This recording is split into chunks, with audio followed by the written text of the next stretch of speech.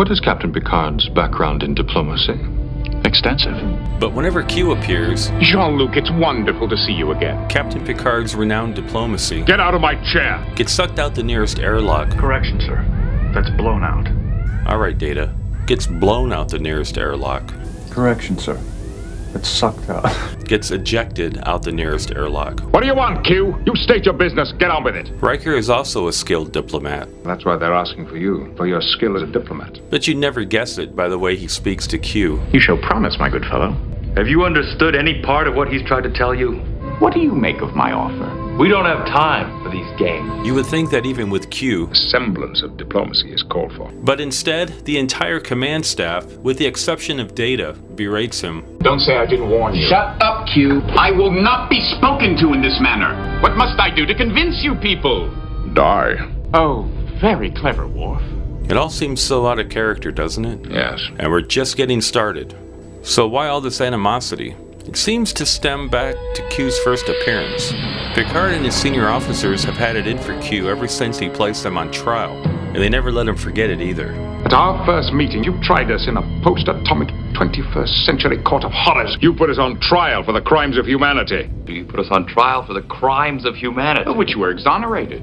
Not only were they exonerated, but the trial actually stopped the continuum from reigning in humanity. See my video on Q's real reason for Picard's trial, and it also changed the continuum's attitude towards humanity. The Q became interested in you. Does no one here understand your incredible good fortune? Picard's attitude towards the Q, however, did not change. It seems he never got past the idea of being on trial, and this sets the tone for Picard and Q's ongoing relationship. Moving forward, Picard treats Q as an annoyance rather than befriending him and enlisting his help to solve problems. This pattern is clearly at play when the Continuum sends Q back to the Enterprise to study humanity further. Picard doesn't even try to engage in a constructive conversation. But imagine for a moment that Picard had simply been cordial. I appreciate your offer, Q. We would like you to be our guest here. We would still have gotten here, No one has ever offered to turn me into a god before. but without the pain and suffering of their fellow crewmen. But that's not how they chose to play this out, and the rest of the encounter unfolds the way it does as a result. Worf will be needlessly wounded a second time, and Picard will nearly get his entire command staff killed, instead of accepting Q's offer to repay a debt. A debt. To you. Without your assistance in our last encounter, I would never have survived. Just be gone. That'll do nicely. Q offers Picard anything he wants. Picard need only name it, and it's his. Q even makes a few thoughtful suggestions, all of which Picard stubbornly refuses. I don't want your help, your advice, your favors, or for that matter, you. Do you understand? Once and for all. You'd think that Picard would have learned not to scorn Q's overtures of friendship or help, but apparently he has not. Picard once again rejects Q's offer, to which Q responds, As you wish. and so Picard and his command staff end up making a little side trip to Sherwood Forest as a result. But the worst consequences of all unfold when Picard puts his crew in harm's way just to scorn Q. My purpose is to join you. To join us as what? As a member of the crew, willing and able, ready to serve. But Picard turns him down in no time flat. No. No. Oh, Captain, in fairness, let me try. I deserve at least that much. When Picard refuses to allow Q to join the crew, Q puts Picard's determination to the test. We'll just have to see how ready you are. Q! Here, Picard's obstinate attitude towards Q dooms 18 of his crew to a horrific fate at the hands of the Borg. Casualties. 18 were in that section and are missing. Picard knows that he is ultimately responsible for their deaths. Q intervenes only when Picard humbles himself enough to admit he needs Q's help. You wanted me to say, I need you? I need you! And with another snap of his fingers, Q returns the Enterprise to its starting point. Was rejecting Q worth the sacrifice of so many lives? I doubt that those killed, or their families, would think so. I do agree with Picard on at least one point, though. That is, The lesson could have been learned without the loss of 18 members of my crew. but Picard's perplexing attitude towards Q doesn't stop there. For example, when Q tells Picard he's essentially given Riker The greatest gift the Q can offer. Picard's reaction is strangely confrontational. Excellent.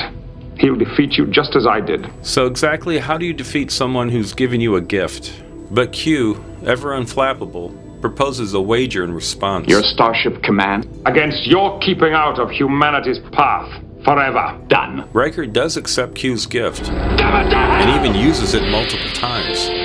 Riker, you did that. So Q won the bet, right?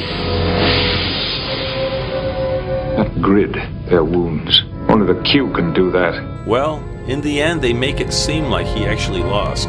You agreed never to trouble our species again. You failed to tempt a human to join you. Wait a minute. Tempting a human to join the continuum was never a condition of their wager. Let's listen to it again. So you're taking on Riker this time. Excellent. He'll defeat you just as I did. Shall we wager on that, Captain? Your starship command? Against your keeping out of humanity's path. Forever. Done. I didn't hear anything about tempting a human to join the continuum, so I'm not sure what Picard is referring to. You agreed never to trouble our species again. You failed to tempt a human to join you. In fact, the only time Q asks Riker to join him is for a drink of lemonade. Join me, Riker. And Riker takes him up on the offer. Incredible. It feels like they're gaslighting the audience here, doesn't it? After these messages, we'll be right back. We now return. Picard's questioning of Q in his ready room is equally perplexing. Why not a simple, direct explanation? A statement of what you seek? Q has already done this, several times in fact. Picard should be asking himself, Why this confrontation? since the moment Q arrived, Picard and Riker have been nothing but confrontational. And yet Picard accuses Q? Was Picard oblivious to his own behavior? He's such a dullard, isn't he? First real example of the crew's disrespect for Q comes from Riker. Neither am I an Aldebaran serpent, but you accepted me as such. Well, he's got us there, Captain. Q ignores the insult, as usual, and after Riker uses his Q-given powers, he laughs at Q. And when Q inquires about it, Something amuses you. Perhaps you'll share the joke with me. Riker rather callously tells him, The joke is you. to me, this is the height of rudeness. Strange gratitude from one who has been granted a gift beyond any human dream. Geordi expresses the same lack of gratitude when Riker cures his blindness. Make me the way I was. I don't like who I'd have to thank. That's just weird. Please. It's baffling how deeply rooted Geordi's animosity towards Q must be for him to choose blindness and suffering rather than have to indirectly thank Q for his sight. What do you see, Riker?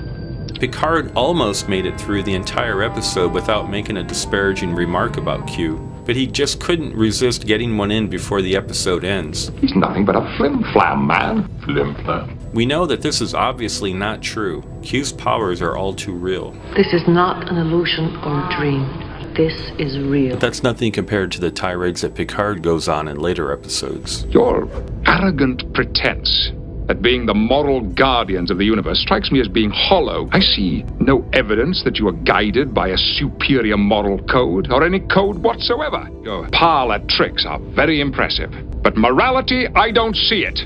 Sometimes I think the only reason I come here is to listen to these wonderful speeches of yours.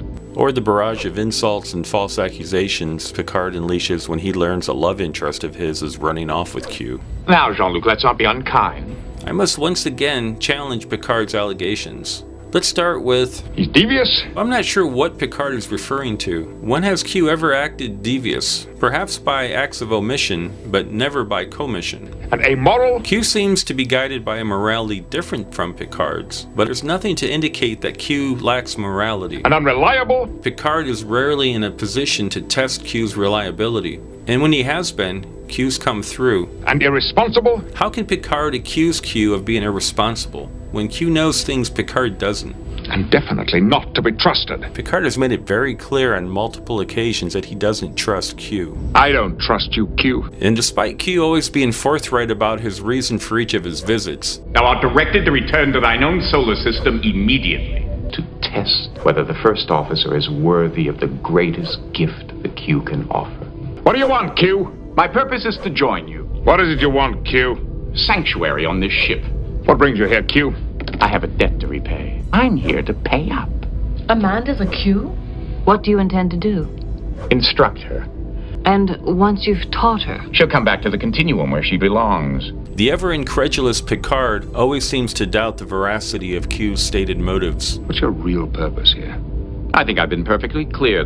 I find it hard to believe that you're here to do us a favor. Picard's got himself convinced that Q isn't telling us everything. even though Q has never outright lied, Picard refuses to believe him. You don't believe me, do you? Q the liar! Q the misanthrope! Q may not always show his hand, but he's never outright lied either. Based on my research, you have been many things.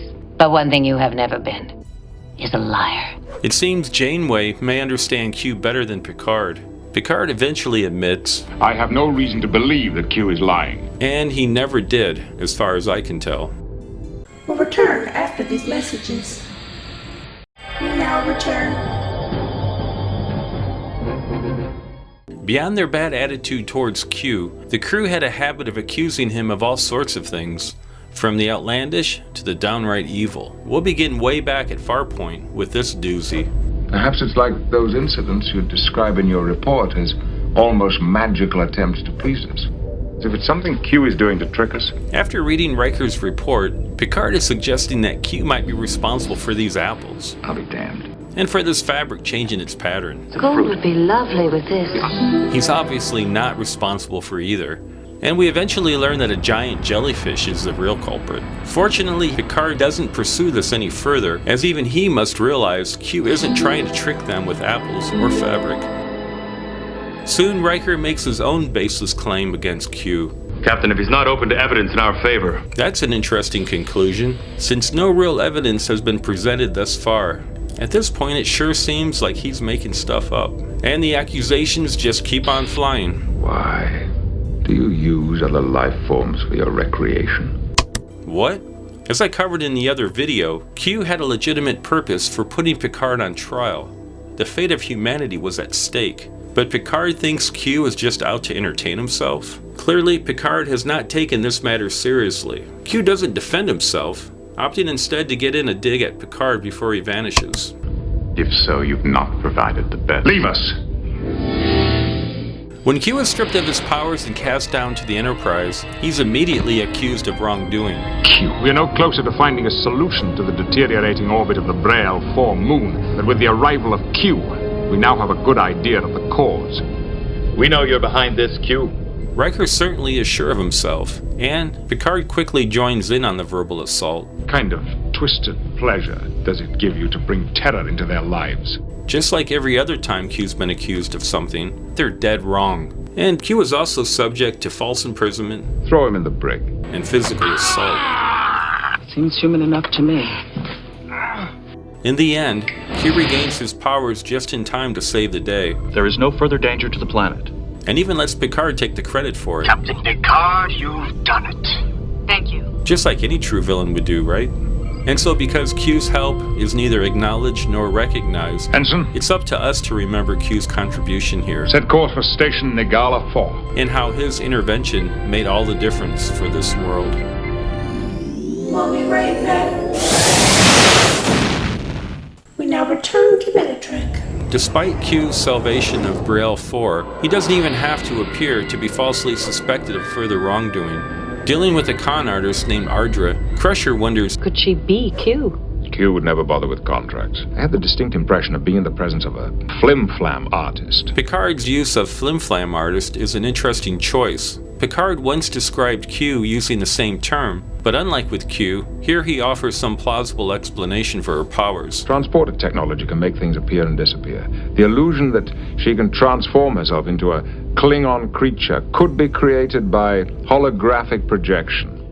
The crew often implies that Q acts in ways that we've never actually seen on screen. For example, I'm still not entirely convinced that all this isn't your latest attempt at a puerile joke. Or when Worf claims, You have fooled us too often, Q. Neither of these statements reflect Q's observed behavior. If you can think of a time when Q played a puerile joke or fooled the crew in some way, please mention it in the comments below. Please don't feel compelled now to tell me the story of the boy who cried Worf. The closest example that I can think of is when he claimed to send Yar to some sort of penalty box. Game penalty!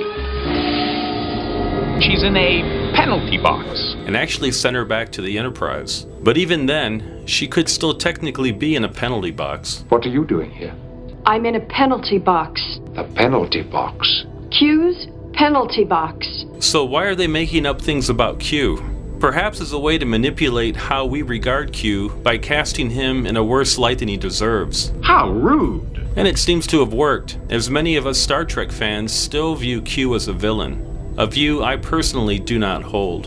It would seem that much of the crew's trouble with Q was of their own making. We have not even attempted a diplomatic effort yet. Agreed. You can say that again. Q's visits could have played out more advantageously for Picard had he adopted a more pragmatic approach to dealing with Q, or if he had just given Q a chance to redeem himself. But despite everything, Q still goes on to save Picard's life. I owe him a debt of gratitude. And ultimately helps Picard to save humanity. The part about the helping hand, though, was my idea. Thank you.